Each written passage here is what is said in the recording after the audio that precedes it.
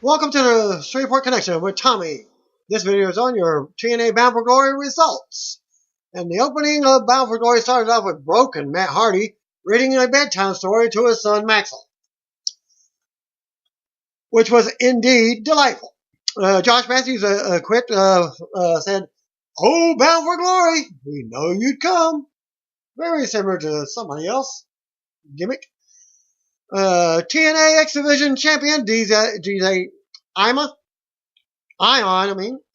versus Trevor Lee. They circled each other and then finally locked up. Lee muscled into the back, but Ion escaped. Quickly traded holds. Well, Ion took Lee over, and Lee escaped to the floor, trying to break his early momentum. When he returned to the ring, Lee took over with a series of right hands, but was sent over with a hip toss. Ion drilled him with a big drop kick and caught Lee in a hip toss before cinching on an armbar. Ion maneuvered Lee into a pinfall combination before grabbing a front face lock. Ion used a springboard move to keep him off balance, taking him down. Lee then nailed him with a couple of blows and played to the crowd, leaving himself open for Ion to nail a drop kick to the ropes. He then tossed Lee into the ring, but Lee used the referee to prevent Ion from hitting another springboard into the ring. Lee cracked Ion with a big boot, sending him back out to the floor. Then Lee drilled him with a running kick to the face while on the apron. Lee ripped at Ion a bit on the face, raking his eyes. The crowd chanted for Ion. Lee scored with a series of forearms in the corner. Ion whipped him into the corner, but was kicked as he charged. Ion caught Lee with a flapjack, and then Ion ascended to the top, but was caught with a forearm. They battled on the top, and Ion nailed the Hurricane Run off the top onto Lee, who was on the ropes. Ion then nailed a running back elbow and a back drop. Then nailed a springboard back elbow, sets up the ZZT, but he saw it coming and rolled out to the floor to escape. Ion then followed outside and nailed some blows on Lee, then nailed a great flip dive on the outside. Then Lee nailed a tope suicida as Ion nailed an awesome running springboard dive to the floor. Ion charged at Lee, who caught him and elevated him over with a collision course power slam for a close 2 count. Lee then elevated Ion on his shoulders, but Lee nailed a reverse Rana as Ion went for the ZZT, but was nailed by Lee again. Lee nailed the rolling belly back suplex for another 2 count, and then went back and match went back and forth until Lee nailed a double stomp. Then Lee drilled him with a kick to the head for a close 2 count.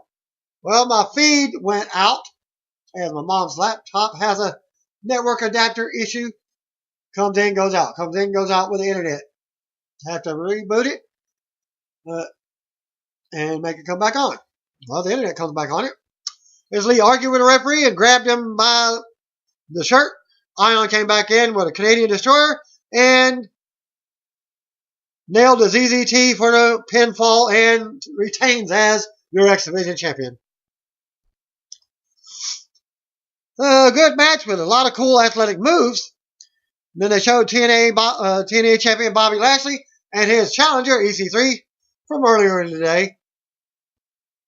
Mackenzie Mitchell was backstage interviewing Drew Galloway. He said he doesn't feel good, and it's been a hell of a thing when a doctor tells you that a little to the left or to the right, and you'll be having surgery and be gone for a year, and everything he worked for would be gone. He said that he's had a hell of a career as a tag champion, Intercontinental champion, and TNA champion, and he got hurt. He wanted to fight, and TNA management told him no. He said that the company told him no because he's a liability. He's a piece of office equipment. He said that he asked for the match to be pushed back because he earned it and was told no. Now he doesn't get to fight on the biggest show of the year when he's willing to fight. He said that if Billy Corrigan's doctor told him not to play before the biggest tour of his career, and Corrigan knew it was in his heart that he could play. He would ignore the doctor. Galloway then said that Corrigan was buying the company because he gets Galloway. Galloway said he's not going to recognize the champion and stormed off. And it was a good promo. Bound for Glory Gauntlet match. We open up with Jesse Goddard versus Rockstar Spud. And my feed comes in while this match has started. Goddard's had early control and pressed Spud, who slipped behind him and drilled Goddard's into the corner. Spud choked him in the corner. Next man out was Braxton Sutter. He went right after Spud and drilled him again. And again with the right hand. He called Goddard to help. He tried to toss Spud over the top, but he was able to hang on. Spud tried to shoulder block them down, but they bounced off. They both stomped Spud in the corner. Next man out was Eli Drake. Yeah, dummy. Drake got involved and was able to toss Braxton Sutter out. Drake nailed a sidewalk slam on Goddard's. Fans were doing the dummy gimmick with each of Drake's moves. That was pretty funny. Entry number 5, Robbie E. He nailed a double clothesline on Drake and Spud. He and Goddard teamed up, and then Robbie tried to toss his own partner out over the top. Even the announcers thought that was a bad idea. Baron Dax was the next man out. Everyone battled. 7th man out was Grado. Did he strut to the ring like when he entered? Of course he did. Doing his little. And he was immediately tossed over the top to the floor by Spud. Grado was shocked. Then he strutted to the back. The crowd chanted, "Bull crap!" And they were right. Very similar to when Santino Marella just comes in and gets escorted out with a clothesline. Bazile from the Tribunal was in next. He and Dax worked on everyone. Spud wrapped his arms and legs around the bottom rope to protect himself from being eliminated. E and Bazile battled on the apron, and they both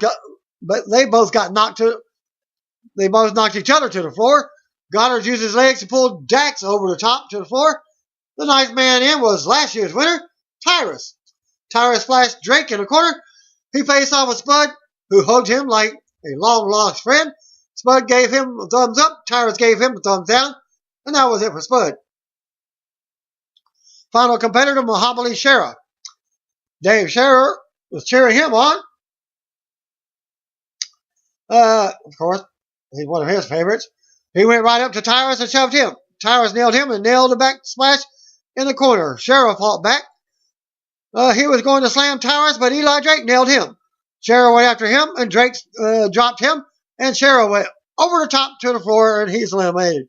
Dave Scherer not happy, folks, now. Drake was tossed over the top by Goddard's, but his feet hooked the bottom rope, saving himself. Goddard's and Tyrus weren't away.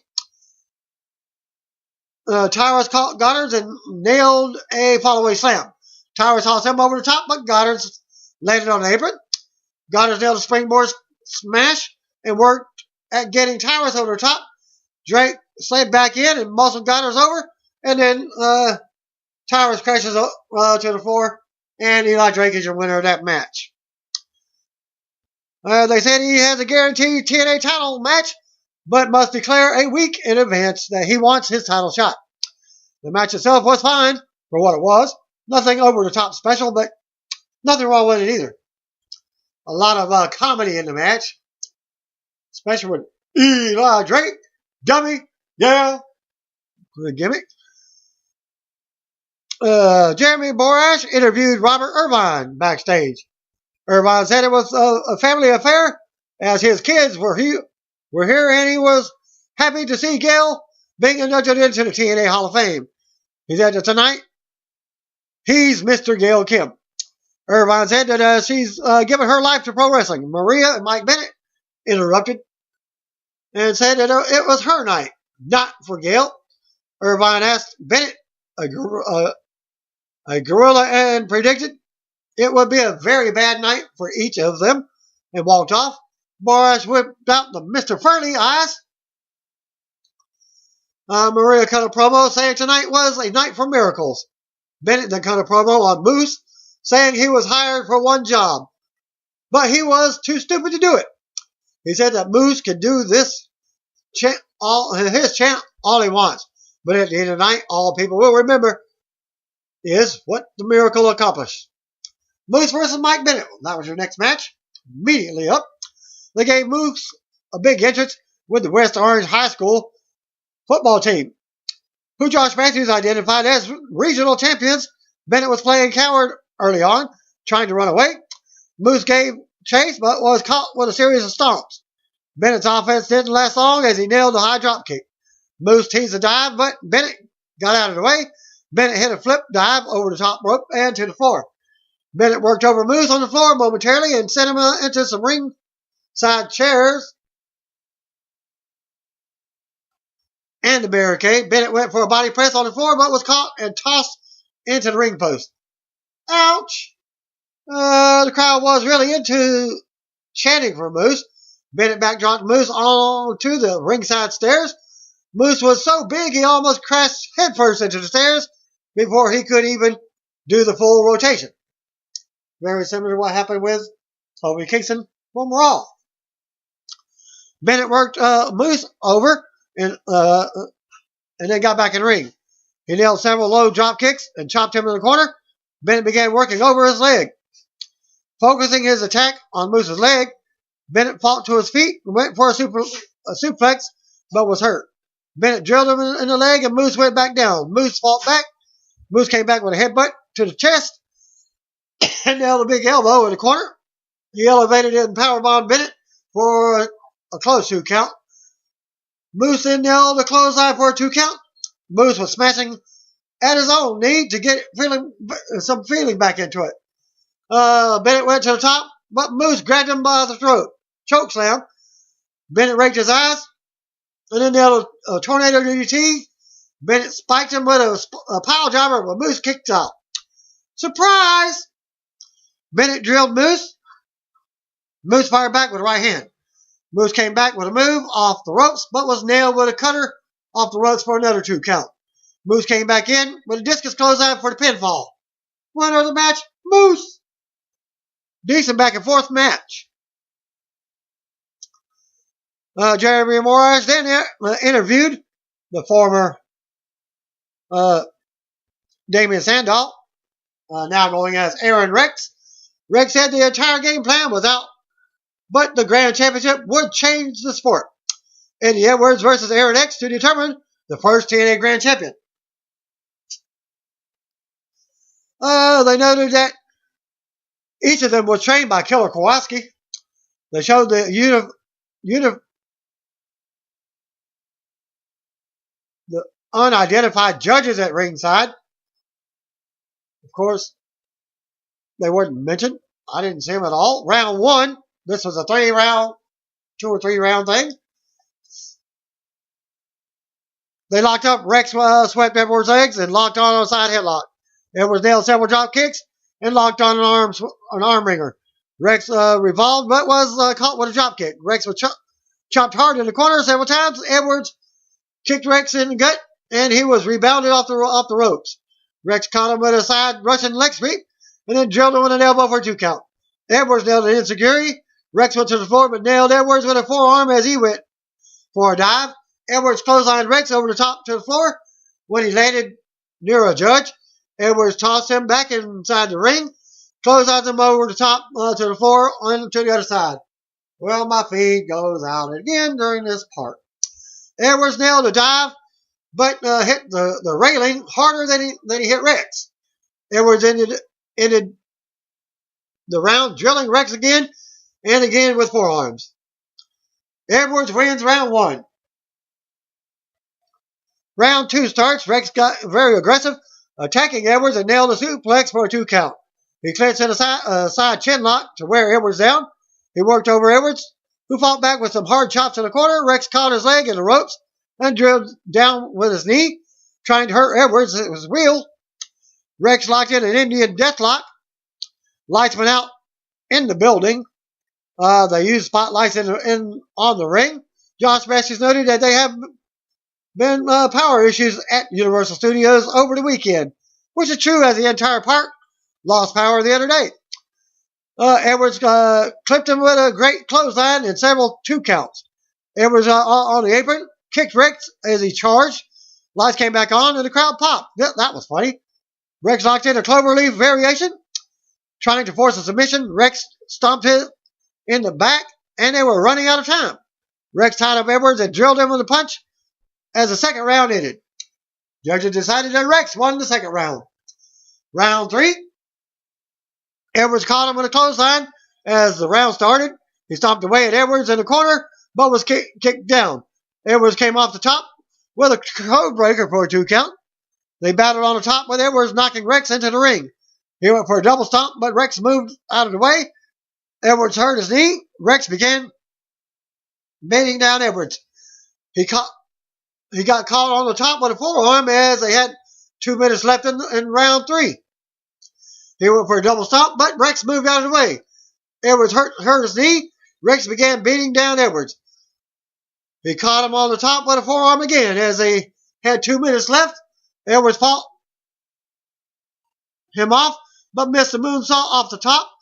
Rex went for a discus clothesline, but was caught with Edwards' clothesline instead. Rex fired back with a forearm, but Edwards rebounded with a shining wizard. They fought each other with punches as the clock ran out.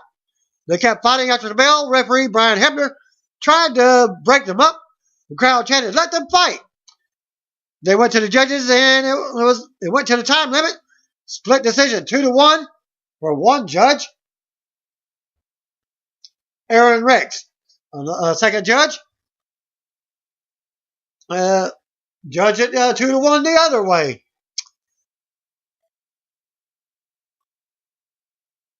But the third judge, unknown according to this report. The crowd had mixed reaction to the match. They hugged afterwards.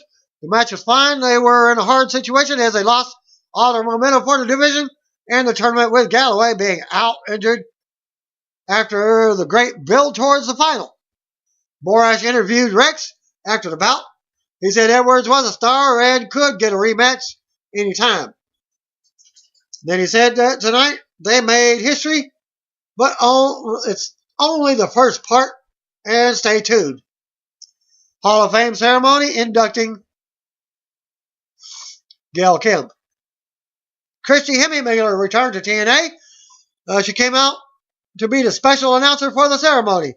Hemi said that Gail Kim was a legend in the business, and was what really cemented her legacy was that she built this team, meaning the Knockouts division. She said Gail fights for all the women who entered the ring and thanked her for her passion and relentless work at building the Knockouts division. She interviewed former Knockouts champion Tara Terrell, who she announced, who was expecting. I didn't see any belly bump. But congrats to her and her family. Terrell said that Kim was a career maker. She said Gail took her as a beginner and made her a star. She said that Kim was, in her mind, the greatest female wrestler to have ever lived. She said that she was proud to call Gail her friend and her mentor. Hemi then introduced Awesome Kong. Dun, dun, dun, dun. Who's a little bit skinnier now. Great shape, but she's still fairly big for her. Well, that one is simple. Kong said that there are not enough adjectives to describe how awesome Kim is. Well, I didn't get to hear that part because my feed went out again. My mom's laptop. So during the last hour, I watched it on my laptop. And she said that Kim was the yin to her yang. She said Kim is loved by many and respected by all. But I think, remember Awesome Kong was fired a couple months ago for a backstage thing with other wrestlers. Somebody got slammed in, I think it was Ruby Sky. What have you? Hemi introduced Awesome. They already did that. Hemi introduced TNA chairman, Dixie Carter. Carter said it's been the biggest night of the year for TNA. She said she is happy to honor a woman who established and defined the Knockouts division. Carter put Gail over for being selfless in building up the Knockouts division. She introduced Kim. Kim came out with a Pretu red gown on and kissed her husband, Robert Irvine, who was in the front row, looking thrilled. Carter continued to extol the virtues of Kim as the crowd chanted, "You deserve it." They went to a video presentation on Kim. It was really nice. Kim said she's not known for speaking in this business, so she brought a list to make sure she doesn't forget anyone because the induction means everything to her. She said that for the past 16 years, she has experienced a lot of highs and lows, but will never take back one moment or one thing. She said that without the lows, she couldn't have the highs, and without the fight, she could not have success. She said that every person she ever stepped in the ring with helped her to get where she is. She said the business exposed every insecurity she has ever had, but it also brought her creativity, fearlessness, and self-confidence and true passion. Then she said she had a lot of people to thank. The people who trained her and helped her, naming Ron Hutchinson, Scott D'Amore, Fit Finley, Pat Kenny, and everyone who worked behind the TNA scenes. She thanked the people who were here in the beginning who grew tired of her saying that she wanted to wrestle, naming Dixie, Dutch, Mantell, and Jeff Jarrett. She said that her family make her want to be a better woman. She thanked her husband, Robert Irvine. Irvine got a big pop. She said that she's never met anyone who has inspired her more than him.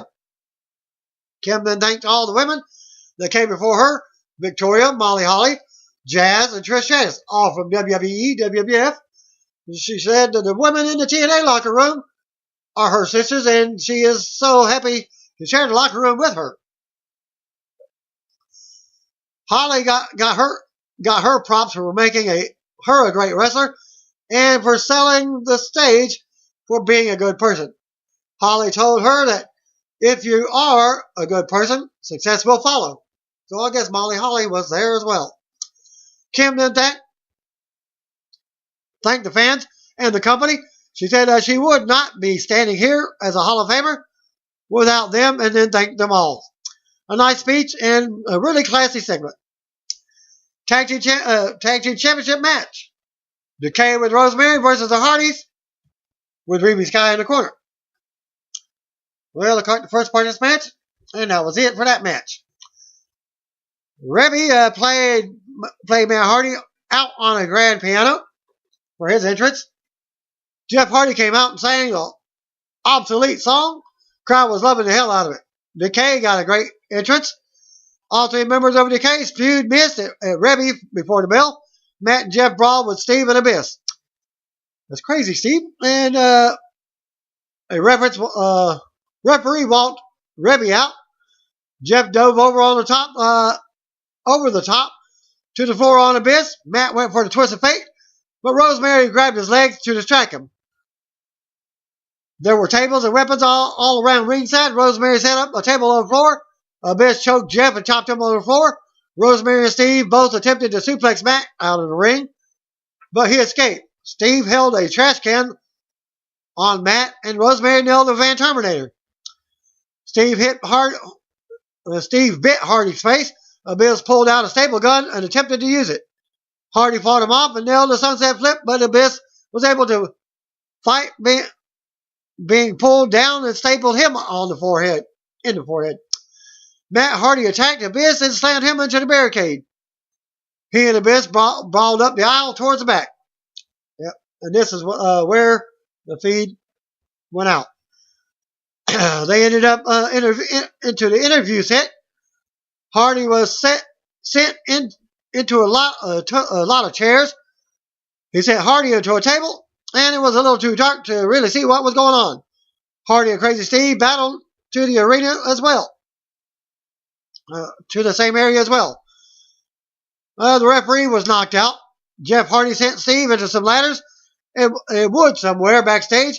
Steve flung a ladder hard at Jeff. They went to an obviously pre-taped brawl. Not that I'm complaining given how the previous videos have been. Hardy was crawling towards the bucket that was labeled Lake of Reincarnation. They went to a shot of Matt and Abyss brawling in the front of a Universal Studios sign in the parking lot. Jeff Hardy appeared after having the water doused on him. Someone, likely Jeff, tossed pumpkins at Steve. He demanded Jeff show himself. Hardy, dressed completely different, acted as if he was someone else and brawled with Steve. Matt and Abyss brawled in front of a car that honked at it. Rosemary tried to help Steve, but Jeff put a jack-o'-lantern on her head. She still spewed mist at him. Steve told her to go help Abyss. Matt and Abyss tossed each other into a truck. Abyss and Matt beaten down. Rosemary brought Abyss Janice to use. Someone drove up in a truck, and it was the worst representation of a redneck wrestling fan ever. He said he heard about this on a scanner and came to fight Abyss because he was on Team Delete. Rosemary laid him out. Jeff Hardy turned into Willow and continued to brawl with Steve. Matt Hardy reappeared with fire on his hands and tossed it at Janice, which turned on fire. Rosemary drove off with Matt and Abyss brawling in the back of the truck. Rosemary pulled up at the impact zone, and Vanguard 1 flew down and initiated its anti-mist poison protocol and sprued something on Rosemary. Willow and Steve brawled brawled live back to the impact zone. As the video ended, the crowd loudly chanted TNA. Hardy and Abyss brawled from the back into the arena. He suplexed Matt on the ramp. Willow disappeared under the ring. Jeff Hardy come back from underneath. He and Matt nailed their double team moves on Abyss. Matt nailed Twist of Fate. Jeff nailed a swanton off the top for a 2 count. Everyone battled back and forth. Abyss brought boards into the ring. Matt was almost chokeslammed, but fought his way out. He poured thumbtacks over one of the boards and nailed a side effect on Abyss on the tacks and barbed wire.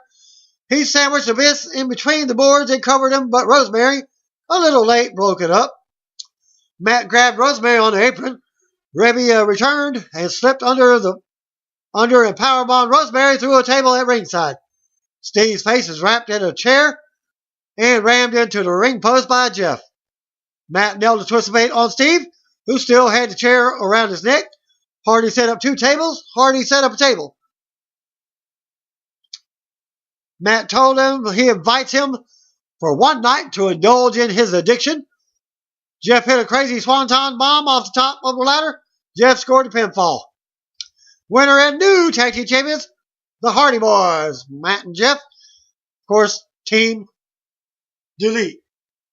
Now, is their team name? This was an awesome match. If you enjoy the final deletion videos, you got everything you wanted, but Senor Benjamin wasn't there. Could have done with the fan who stepped out of the WCW Ready to Rumble movie, but beyond this, it was creative and different and fun and a hell of a brawl. Truly sincere, this match, if I could actually see it from the start to finish, with the feed going out and the blackout in the arena. Jeremy Borash interviewed TNA champion Bobby Lashley backstage. TNA Knockout champion Maria Kanellis with Allie versus Gail Kim. Maria came out and said she had her really bad news. She met with her doctor and she is not cleared. Allie tried to help, but saying she had good news and that was Maria misunderstood and her doctor had actually cleared her. Maria was furious at her and said that she was not going to get in the ring.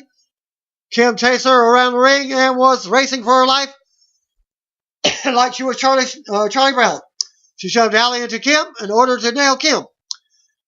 Inside the ring, Maria worked over Gail and tossed her into into the turnbuckles. Maria took off her wrist brace. Maria slammed Gail to the mat by her hair and scored a 2 count. Maria drilled her with a clothesline.